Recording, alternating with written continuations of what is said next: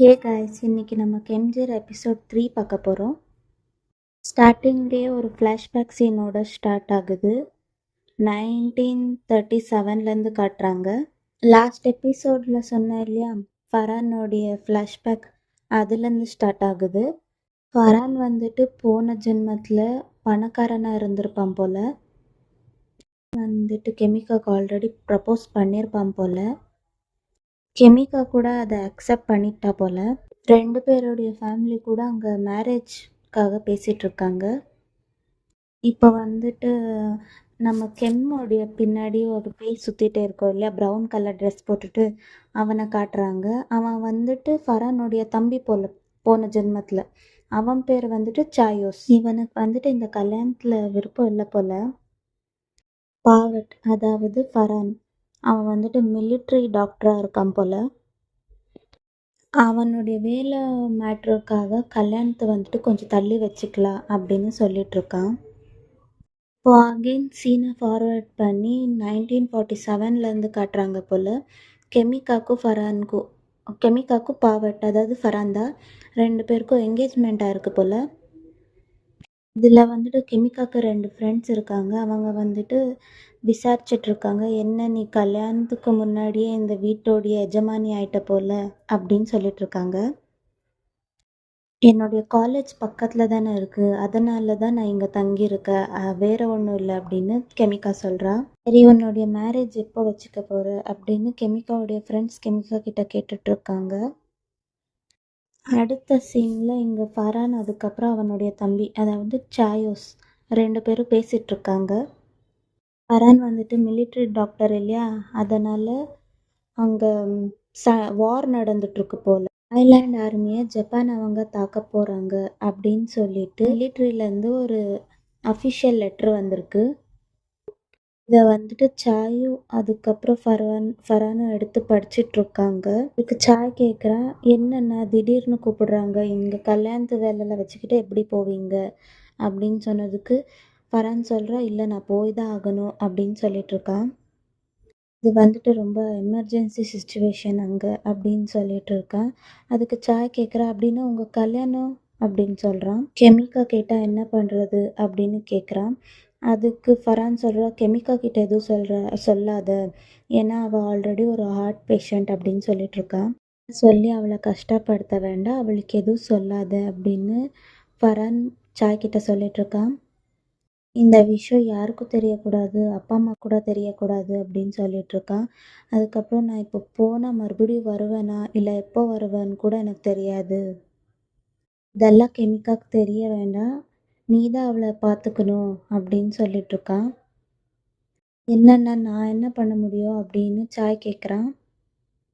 இல்லை இல்லை, நான் போய் தான் ஆகணும், புரிஞ்சுக்கோ, என்னுடைய சர்வீஸ் இந்த நாட்டுக்கு கண்டிப்பாக தேவை இருக்குது அப்படின்னு சொல்லிட்டு அவன் அங்கத்துலேருந்து கிளம்பிட்டுருக்கான். அவன் போனதுக்கப்புறம் நல்லவன் மாதிரி பேசிகிட்டு இருந்தால, இப்போ வந்துட்டு நார்மலாக சிரிச்சிட்ருக்கான். அடுத்த நாள் ஃபரான் கூட இதெல்லாம் எதுவுமே கெமிக்கா கிட்ட இன்ஃபார்ம் பண்ணாமல் நார்மல் அவன் லீவுக்கு வீட்டுக்கு வருவான், அதுக்கப்புறம் ரிட்டர்ன் வேலைக்கு போவான், அந்த மாதிரி போகிற மாதிரி காமிச்சிக்கிட்டு போயிட்டுருக்கா. அதுக்கப்புறம் கெமிக்கா சொல்கிறா, இந்த வாட்டி எப்போ வருவீங்க, சீக்கிரம் வாங்க, கல்யாணத்தில் நீங்கள் வந்த உடனே கல்யாணத்தை வச்சுக்கலாம் அப்படின்னு சொல்கிறா. கெமிக்கா வந்துட்டு ரொம்ப சென்சிட்டிவ் போல், அவள் வந்துட்டு விட மாட்டேங்கிறா, சீக்கிரம் வந்துடுங்க அப்படின்லாம் சொல்லிகிட்ருக்கா. அதுக்கு அவனும் ஃபரான் கூட, சரி நான் சீக்கிரம் வந்துடுறேன், நான் லெட்டர் போடுறேன், நீ ஜாக்கிரதையா இரு அப்படின்னு சொல்லிகிட்ருக்கான். ஃபரான் வந்துட்டு போடுறா. அதுக்கப்புறம் சாயோஸ் வரான். வந்துட்டு அவன் பார்த்துட்ருக்கான். அவங்க அழுதுட்ருக்காங்க இல்லையா, அப்போ வந்துட்டு நான் இருக்கேன் உங்களுக்கு அப்படின்னு சொல்லிகிட்ருக்கான். அடுத்த கொஞ்ச நாள் ஆனதுக்கப்புறம் ஃபரான் வந்துட்டு லெட்ரு போட்டிருக்கா கெமிக்காக்கு. அது வந்துட்டு அவள் படிச்சுட்டு சிரிச்சுட்டு ஹாப்பியாக இருக்கா. அதை பார்த்துட்டு சாயோ இருக்கா இல்லையா, அவனுக்கு வந்துட்டு கோவமாக வருது. சாப்பாடு ரெடி ஆயிடுச்சு, வாங்க சாப்பிடலாம் அப்படின்னு கெமிக்காவை கூப்பிடுறான். சரி அப்படின்னு கெமிக்காவும் போகிறான். போய் பார்த்தா அங்கே வந்துட்டு கேண்டில் லைட் டின்னருக்கு அரேஞ்ச் பண்ணி வச்சுருக்கான். அதை அவள் பார்த்துட்டு, என்ன இவ்வளோ கிராண்டாக ரெடி பண்ணியிருக்க, ஏதாச்சும் விசேஷமா இன்னைக்கு அப்படின்னு கேட்குறான். அதுக்கு வந்துட்டு அது ப்ரப்போஸ் பண்ணதான் அவ்வளோ செட்டப் பண்ணி வச்சுருக்கான் அவன். சாயுஸ் சொல்கிறான், ஆமாம் என்னுடைய ஜாபில் எனக்கு ஹையர் பொசிஷன் கிடைச்சிருக்கு அதனால தான் அப்படின்னு சொல்கிறான். அதுக்கு கெமிக்கா சூப்பர் அப்படின்னு சொல்கிறான். கங்க்ராச்சுலேஷன்ஸ், இதை உங்கள் அண்ணா கேட்டால் எவ்வளோ சந்தோஷப்படுவான்னு தெரியுமா அப்படிலாம் சொல்லிட்டு இருக்கா. இப்போ இப்படி சொல்லிட்டு இருக்க அவன் வந்துட்டு திடீர்னு நீல் டவுன் பண்ணி ப்ரப்போஸ் பண்ணிட்டு இருக்கான். கல்யாணம் பண்ணிக்கோங்க கெம் அப்படின்னு சொல்லிட்டு இருக்கா. இவளுடைய பேர் கூட நிக்நேம் கெம் தான் போல். அதனால் அவன் வந்துட்டு அப்படி நிக்நேம் வச்சு கூப்பிட்டு என்னை கல்யாணம் பண்ணிக்கோங்க அப்படின்னு சொல்லிட்டு இருக்கான். அதுக்கு அவள் கெமிக்கா சொல்கிறா, எதுக்கு விளையாடுறீங்களா, எந்திரிங்க அப்படின்னு சொல்கிறான் சிரிச்சுக்கிட்ட. அதுக்கு சாயு சொல்கிறா, இல்லை நான் சீரியஸாக தான் சொல்லிட்டு இருக்கேன். நான் உன்னை பார்த்ததுலேருந்து இவ்வளோ இயர்ஸாக லவ் பண்ணிட்டு தான் இருக்கேன் உன்னை அப்படின்னு சொல்கிறான். எங்கள் அண்ணா அது வாபஸ் வரமாட்டான், வந்தாலும் உன்னால் கல்யாணம் பண்ணிக்க மாட்டான், நான் தான் உன்னை பார்த்துக்கணும் அப்படின்லாம் சொல்லிட்டு இருக்கான். இதுக்கு கெமிக்கா சொல்கிறா, லூசு மாதிரி பேசாத, உங்கள் அண்ணாக்கு தெரிஞ்சால் உன்னை கொலையே பண்ணிடுவான், ஃபஸ்ட்டு எந்திரி மேலே அப்படின்னு சொல்லிட்டு இருக்கா. ஏன் கிம், நீ எங்கள் அப்பா அம்மாவை பற்றி யோசிக்கிறியா, எங்கள் அப்பா அம்மா என்ன சொல்லுவாங்கன்னு நல்லா யோசிக்கிறியா, அதெல்லாம் நீ ஒன்றும் கவலைப்படாது, நீ வந்துட்டு என்னை அக்செப்ட் பண்ணிக்கோ, நான் எல்லாமே பார்த்துக்கிறேன், நான் உனக்கு இருக்கேன் அப்படின்லாம் சொல்லிட்டு இருக்கான். அதுக்கப்புறம் சொல்கிறான், எங்கள் அண்ணா வரமாட்டா, கண்டிப்பாக வரமாட்டா அப்படியெல்லாம் சொல்லிட்டு இருக்கான். கெமிக்கா சொல்கிறான், உங்கள் அண்ணா வராட்டியும் பரவாயில்ல, நீ எந்திரி என்ன பண்ணிகிட்ருக்க அப்படியெல்லாம் சொல்கிறான். லைஃப் லாங்காக நான் அவனுக்காக வெயிட் பண்ணிகிட்ருப்பேன், நீ நினச்சதெல்லாம் நடக்காது, என்னை மன்னிச்சிரு அப்படின்னு சொல்கிறா. அப்படியே அந்த சீன்லேருந்து கட் பண்ணி இப்போ ப்ரெசன்ட் சீன் காட்டுறாங்க. லாஸ்ட் எபிசோடில் அவங்க 2 பேரும் ஃபரானை இவன் மீட் பண்ணி முறைச்சி பேசிக்கிட்டு இருந்தா இல்லையா, அந்த சீன்லேருந்து காட்டுறாங்க. உன்னால தான் என் லவ் கெட்டு போச்சு, உன்னால தான் எல்லாம், நீ தான் எங்களை பிரிச்சிட்ட, அந்த மாதிரியெல்லாம் இவன் பார்த்து ஃபரான் கிட்ட சொல்லிட்டு இருக்கான். உன்னால தாண்டா என் லவ்வே கெட்டு போச்சு, இப்போ இங்கே இருக்கிற அதான் கெமிக்கா, அவளை கூட என்னால் தொட முடியல. அதுக்கு ஃபரான் சொல்கிறா, யாரா கெமிக்கா, ஃபஸ்ட்டு நீ யாரு அப்படின்லாம் சொல்லிட்டு இருக்கா. உனக்கும் எனக்கும் என்னடா சம்மந்தம், நீ நினைக்கிறல்ல கெமிக்கா, அது இங்கே இருக்கிற கெம்ஜிரா இல்லை, அவள் உன்னால தான் செத்து போனா, ஏன்னா நீ தான் சர்வீஸ்னு சொல்லி ஓடி போயிட்ட இல்லையா அப்படியெல்லாம் சொல்லிட்டு இருக்கான். இப்போ இங்கே இருக்கிற கெம் கூட நான் பேசியே ஆகணும் அப்படின்னு அடம் பிடிச்சிட்ருக்கா.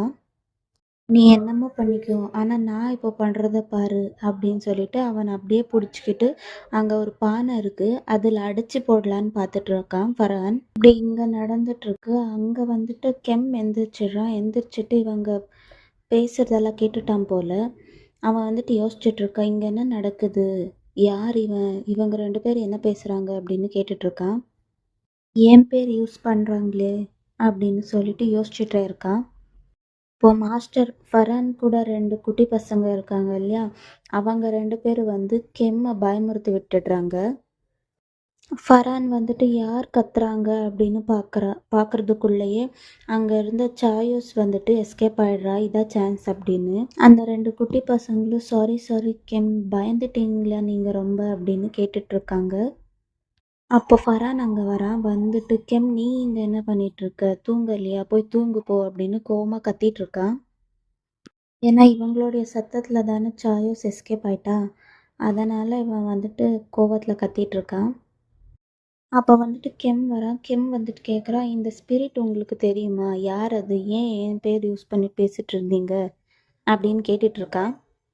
இது உனக்கு தேவையில்லாத வேலை, நீ இதுக்கு தலையிடாத, உன்னை பற்றி யார் பேசுனாங்க அப்படின்னு சொல்லிட்டு ஃபரான் சொல்லிகிட்ருக்கான். அதுக்கு கெம் சொல்கிறா, இல்லை மாஸ்டர், ஆனால் நீங்கள் வந்துட்டு ஏதோ சொன்னீங்களே, இந்த கெம்ஜிரா இல்லை அப்படின்ல ஏதோ சொல்லிட்டு இருந்தீங்களே, என்ன அது எனக்கு கேட்டுச்சு சொல்லுங்கள் அப்படின்னு சொல்லிகிட்ருக்கான்.